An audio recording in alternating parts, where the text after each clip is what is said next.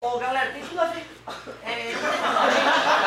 Olha só, pessoal, sabe qual foi a minha primeira aula de filosofia? Eu jamais vou me esquecer, eu estava na 7ª série, chegou aquela louquinha de cabelo curto, bem agoniada, bem coitada, e ela fez a seguinte coisa, ela botou uma prova, cheguei de aula, primeiros minutos de aula, prova. Aí todo mundo se borrou tudo, já fizemos umas filas, ela botou uma folha para cada um, bota o nome aí. Essa fila aqui vai me explicar a relação entre a formiga, o macaco, a banana e a prancha de surf. Essa fila vai me explicar a relação... a galera achou que era piada.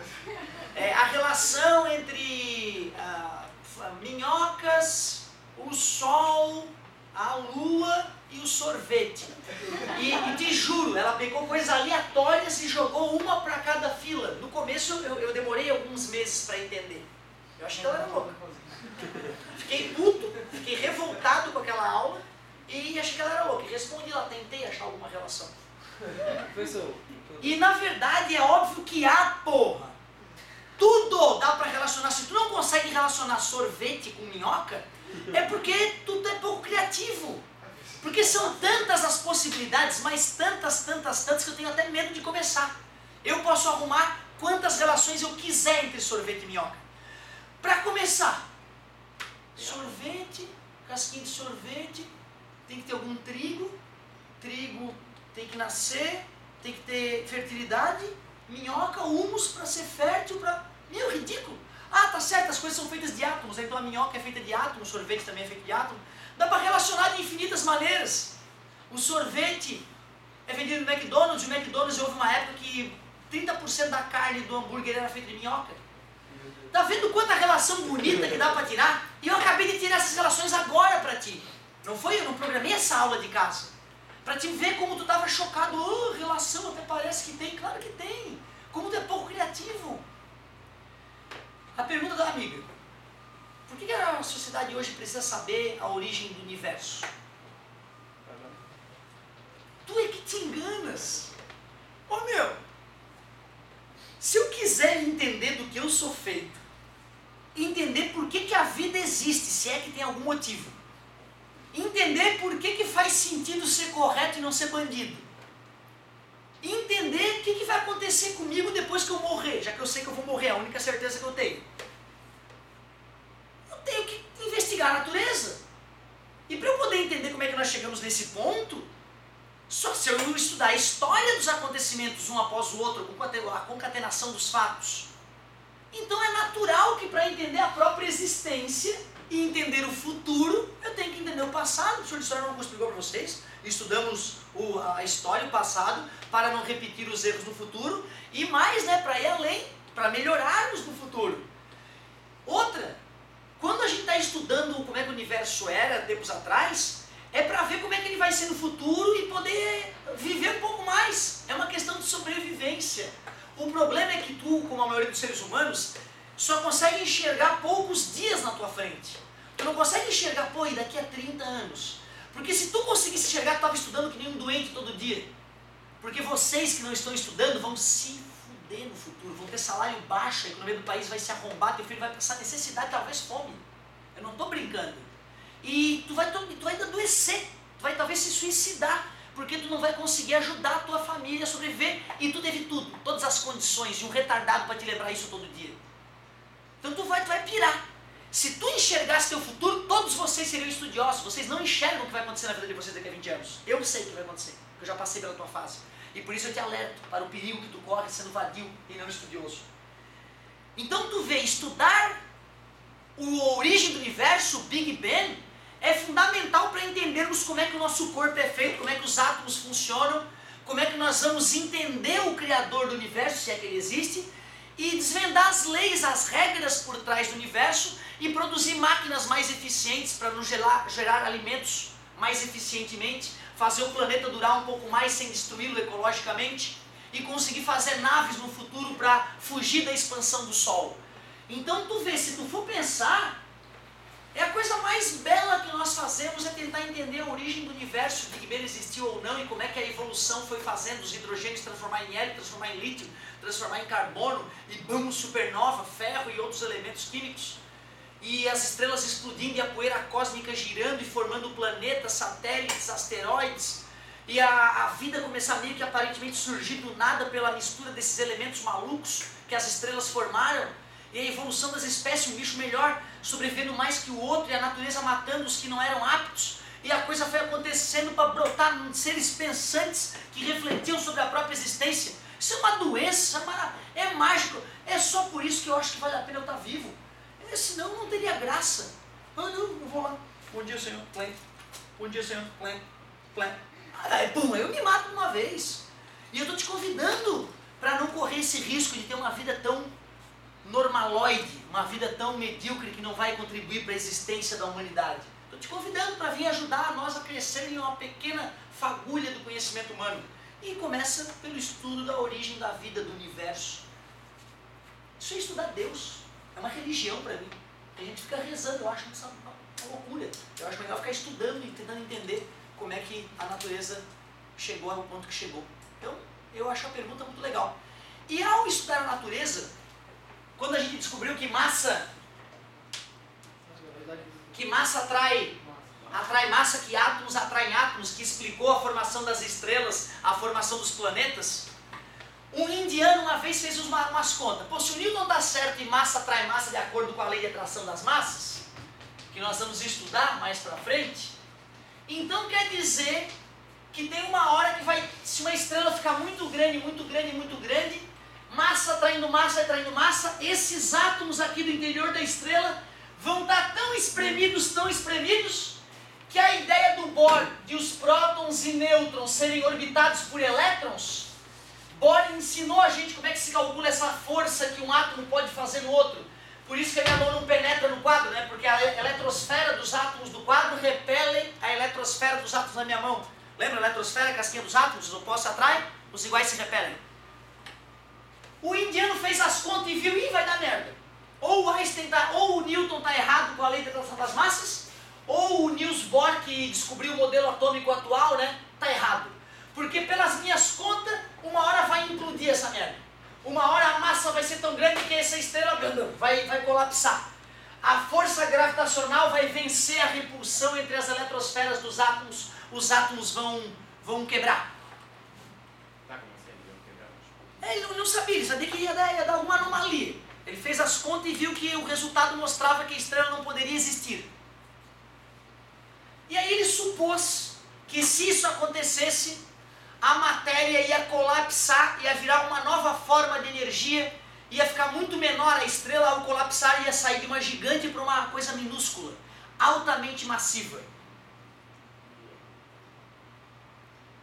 A galera chamou de buraco negro, porque achou idiota a ideia dele. Aí chamou de buraco negro para lembrar de outra coisa que o ser humano tem, por onde sai toda a imundície. Buraco negro. O símbolo do cobre na tabela periódica. A galera desdenhou do indiano. Ô indiano idiota. O Ehan vai criar um buraco negro, indiano. E não é que depois as pesquisas confirmaram que de fato ia acontecer anomalia e começamos a detectar essas anomalias no espaço através de telescópios? Sim, os buracos negros existem. E eles tragam estrelas, galáxias para dentro deles. Para onde vai essa porcaria toda? Ótima pergunta. Para onde vai essa porcaria toda? O indiano estava certo, isso que é importante, né? Gente mais, teoricamente, num patamar acadêmico maior que o indiano, rindo da cara dele, dando piadinha. E pior que vingou o nome buraco negro depois, black hole. Show de bola. Agora, para onde vai isso? Aí há filósofos, ainda não há elementos que nos confirmem isso. A galera começou a pensar, se um buraco negro é uma coisa tão poderosa, minúscula, pode ter dezenas de metros de diâmetro, vem uma estrela gigantesca e é tragada por esse ralo cósmico que aparentemente desaparece, mas o buraco negro já vai ficando mais massivo, tá? Então quando ele traga uma estrela, uma galáxia para dentro dele, né, num processo, né, que leva um tempo, ele ficou mais massivo. Ou seja, não é que a massa desapareceu, ela entrou ali e ficou num formato diferente, num formato muito mais comprimido, que nós não sabemos ainda o que é esse tipo de matéria que compõe um buraco negro. A gente não sabe exatamente que tipo de energia é essa. Alguns caras, para poder entender o buraco negro, pensaram o seguinte: o buraco negro deve ser o contrário de um Big Bang. Se o Big Bang foi matéria a ser dejetada, né, espalhando pelo universo, o buraco negro parece o contrário, parece um ralo cósmico, onde a matéria sendo tragada desaparece. Aí a galera pensou, olha, já que gravidade pode ser encarado como uma deformação do espaço, como Einstein modificou a ideia de Newton, né? A gravidade, o espaço, o universo ele é plano, digamos. Quando eu boto um objeto no espaço, ele curva o espaço, aí deforma o espaço. Por isso que um outro objeto na proximidade vai ser atraído. Porque o espaço está deformado, essa deformação do espaço faz o objeto cair para próximo da massa. É a interpretação que o Einstein deu para a massa no espaço. A gravidade para o Einstein era uma deformação do espaço. Aí a galera pensou, pô, mas se essa massa for muito grande, muito grande, muito grande, pode furar o espaço, fazer um buraco no espaço, uma deformação bizarra. E aí esse buraco está conectado a uma outra região do espaço que ele não está enxergando. Aí a ideia desses teóricos que defendem essa ideia é que o buraco negro gera um buraco de minhoca, certo? Como um buraco de minhoca na Terra, né, mas espacial, e o buraco negro numa ponta gera uma ejeção de massa na outra. Eu não aceito muito essa ideia, primeiro porque quando um buraco negro traga matéria, essa matéria faz parte do buraco negro, não desaparece. Se ela estivesse vazando por outro lugar, a gente perceberia que o buraco negro não está aumentando de massa com o passar do tempo. E o buraco negro pode ejetar radiação também, a partir de uma certa distância dele. Então eu não aceito a ideia do buraco de minhoca, mas eu sou um bosta em física, eu sei de física básica. Em física avançada eu não sou nada. Eu sou analfabeto em física avançada, eu preciso estudar muito cálculo ainda para poder fazer os cálculos que o indiano fez, que tem na faculdade, uma certa fase da faculdade, a gente faz os cálculos que o indiano fez, né? Então e calcula matematicamente o que é um buraco negro, uma coisa que eu ainda não fiz, né? Que estou louco para fazer. Então tu vê que legal a discussão. E a tua pergunta tem tudo a ver com a dela, porque o buraco negro e o buraco de minhoca são ideias que surgiram na cabeça dos homens para tentar entender o universo.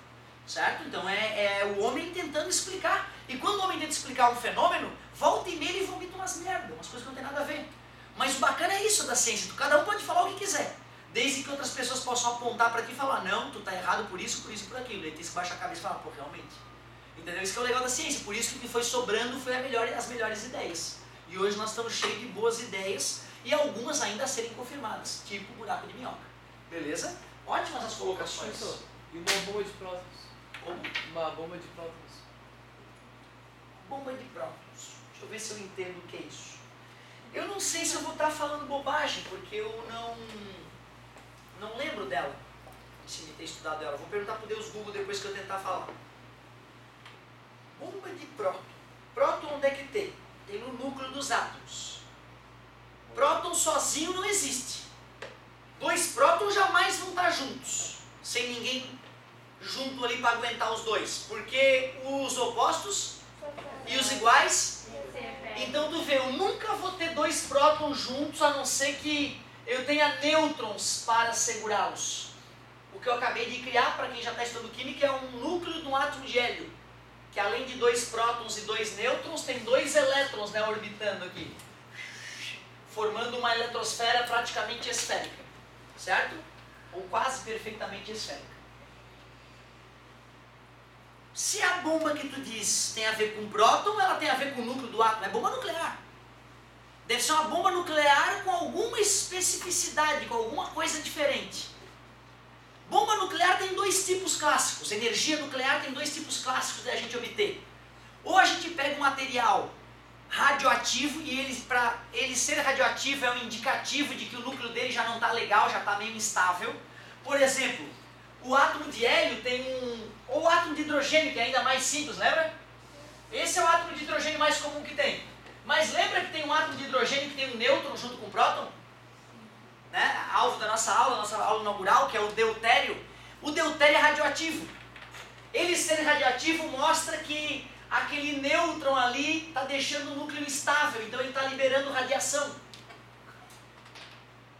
Se eu pego um material, um átomo parrudo, um núcleo parrudo, cheio de prótons e nêutrons, e ele é radioativo, mostra que o núcleo dele está meio instável. Se eu bombardear esse núcleo com alguma partícula, eu posso romper esse núcleo e transformar esse átomo parrudo com núcleo grande em 2 átomos menores. Nesse processo vai haver perda de massa e liberação de muita energia, de radiação, que se bater nos objetos pode aquecer esses objetos, por exemplo. É assim que a gente aproveita a energia nuclear. Bomba de próton me dá a sensação de que eu vou usar próton para bombardear o núcleo de algum átomo e fazer o átomo ser cortado, por isso fissão nuclear. Porque a outra hipótese é a bomba de fusão nuclear, que é quando eu espremo os átomos de tal forma que átomos mais leves se fundem para formar átomos mais pesados, tipo a bomba de hidrogênio. A bomba de hidrogênio, ela é uma bomba nuclear um pouco mais poderosa que as bombas feitas por césio ou plutônio. A bomba de hidrogênio eu pego, por exemplo, dois átomos de hidrogênio, como por exemplo um deutério e um trítio. Esse aqui é o hidrogênio mais pesado que tem, porque além do próton ele tem 2 nêutrons. Boto esse gás, hidrogênio e hidrogênio, hidrogênio do tipo deutério, hidrogênio do tipo trítio, numa cápsula, explodo pólvora próximo dessa cápsula para que um êmbolo esprema esse gás até uma pressão tão absurda que esses átomos vão se fundir e transformar num átomo de hélio. Só que conta as partículas desses caras e desse cara aqui. Deixa eu ver. 1 nêutron, 3 nêutrons, 2 nêutrons. Não, está faltando um nêutron. Nêutron na química tem massa? Tem. Próton e nêutron tem massa. A mesma massa praticamente, que equivale a 1936 vezes a massa de um elétron. O elétron não tem massa na química. Ele é tão leve que a gente ignora a massa do elétron. Ou seja, um átomo ganhou um elétron, virou um íon negativo, um ânion, ele não ficou mais pesado. Certo? Na verdade, verdadeira ficou, mas tão pouquinho que a gente ignora. Na química não ficou. Agora, um cara ganhar ou perder nêutron, interfere na massa dele. Daqui para cá não houve o desaparecimento de um nêutron, essa massa vai ser convertida em radiação.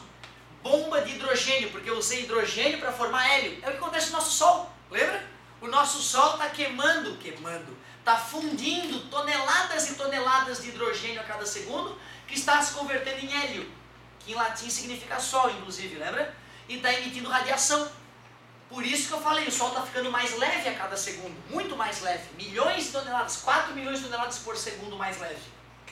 E já que a gravidade está diminuindo, massa, né, a gravidade, né, massa que gera gravidade, por isso que o Sol que está no estado gasoso está se expandindo, e por isso que a evolução tecnológica é fundamental para a gente vazar para a periferia, quando a Terra fica muito quente, o Sol muito grande, muito próximo da Terra.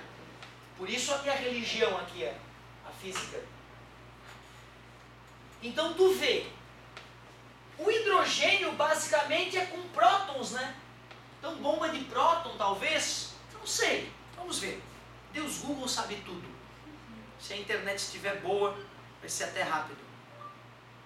Bomba de prótons. Outra coisa que pode aparecer como bomba de próton, ainda não foi, tá? Bomba de próton é... Dentro do corpo humano tem situações como, por exemplo, o movimento dos músculos, certo? Que tem... a gente pode usar a expressão, né, bomba de cátions, bomba de ânions, certo? Para explicar a reação que existe dentro das células para cargas elétricas, né, fazerem as fibras musculares agirem para um lado e para o outro, certo? Não fechou? Não tem problema, vou tirar do Wi-Fi do colégio, vou fazer, vamos acreditar na internet do meu celular, né? Afinal, pagar 400 pau por mês se essa merda não funcionar. Bomba de próton, né? 400 pau por mês celular. Tu acha que vai pagar quanto quando tu fala do teu celular? Pra ti, pra tua mulher, pro teu filho, tem internet à vontade no meio do mato, a hora que tu quiser. É isso, meu querido, tu tem que estudar pra quê? E eu já te aviso, tá, cara? Ih, olha só, ele foi...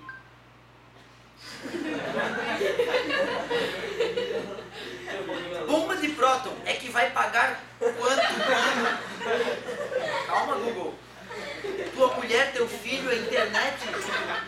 Calma, Google. Amigo. Cara, o bicho foi lendo tudo que eu falava. O Google é foda. Além da bomba de próton, vamos de novo. Bomba de próton. Bomba de prato, ô burro. O primeiro estava certo, tu vê? Próton. Que loucura esse Google, cara. Bomba de prótons, Wikipedia. Nada confiável, né? Mas a gente lendo, se a gente vê que é uma coisa muito absurda, né? A gente volta atrás.